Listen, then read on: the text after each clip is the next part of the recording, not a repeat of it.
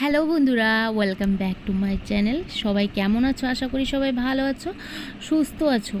আমিও অনেক ভালো আছি তোমাদের ভালোবাসায়। তো চলো বন্ধুরা, এইভাবেই কিন্তু তোমরা আমাকে ভালোবাসা দিয়ে এগিয়ে এগিয়ে নিয়ে যাও।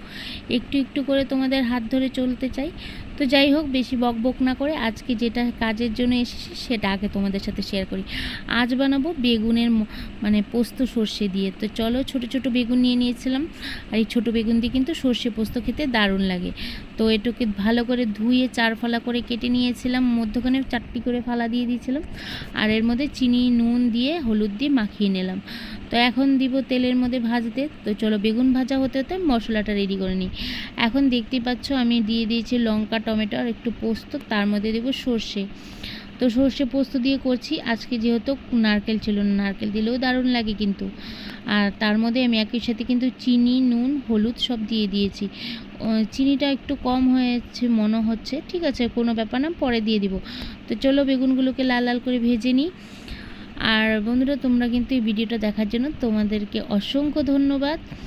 আর এদিকে দেখতেই পাচ্ছ বেগুনগুলো লাল লাল করে ভেজেও নিয়েছি। আর তেলটা দেখছো একদম কমিয়ে নিয়েছি।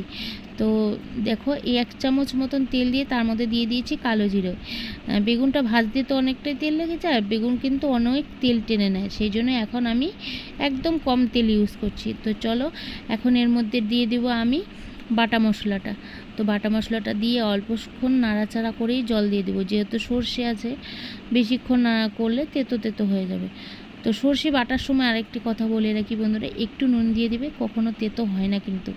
তো চলো, দিয়ে দিলাম মিক্সি বাটিটা ধুয়েও একটু জল, কিছু জিনিস ওয়েস্ট করা যাবে না। তো তারপর দেখো, আর একটু চিনি আমি এখানে অ্যাড করছি। তোমরা যারা যেভাবে বানাবে সেই পরিমাণ মতো জিনিসগুলো ইউজ করো। তো চলো, এদিকে ঝোলটা ফুটে উঠেছে। এখন আমি এর মধ্যে দিয়ে দেবো বেগুনগুলো। তো বেগুনগুলো দিয়ে একটু ফুটিয়েই কিন্তু আমি ঝোলটা নামিয়ে নেব। তো বন্ধুরা, যারা আমার চ্যানেলে নতুন, প্লিজ চ্যানেলটিকে সাবস্ক্রাইব করে দিও। আর ভিডিওগুলো ভালো লেগে থাকলে অবশ্যই একটা লাইক, কমেন্ট, শেয়ার করে দিও। তো চলো, আমার বেগুনগুলো কিন্তু সম্পূর্ণ দেওয়া কমপ্লিট। এদিকে দেখো, তার মধ্যে আমি 3-4 টুকরো কাঁচা টমেটো আর একটা লঙ্কা দিয়েছিলাম, এটা কিন্তু খেতে দারুণ লাগে। তো চলো, এদিকে দেখো, আমার বেগুন রান্না একদম ডান। তোমাদের সাথে পরিবেশন করার জন্য, তোমাদের সামনে পরিবেশন করার জন্য একটু চেষ্টা করলাম, অনেক ভালো করে করার জন্য। জানি না কতটুকুন তোমাদের মন জয় করতে পারবো, চেষ্টা তো করছি, কিন্তু জানি না কতটুকু এগোতে পারবো, সেটা হলো ভাগ্যের ওপর আর তোমাদের ওপর। তোমাদের ভালোবাসা পেলেই তো এগোবো, না তো কোথা থেকে এগোবো বলো। তো চলো, আমার রান্নাটা কেমন লাগছে অবশ্যই কিন্তু একটা কমেন্ট করে জানিও। আর এরকম করে বেগুন রান্নলে যারা বেগুন না খায় না বন্ধুরা, তারাও কিন্তু খেতে যাবে।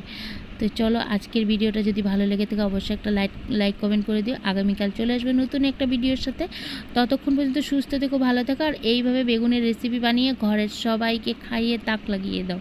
তো চলো, ছেলেকে দিয়ে দিয়েছি খেতে। আর গরম ভাতের থালায় এই বেগুনের সবজিটি থাকলে কিন্তু নিরামিষ দিনে তো কোনো কিছু আর লাগে না।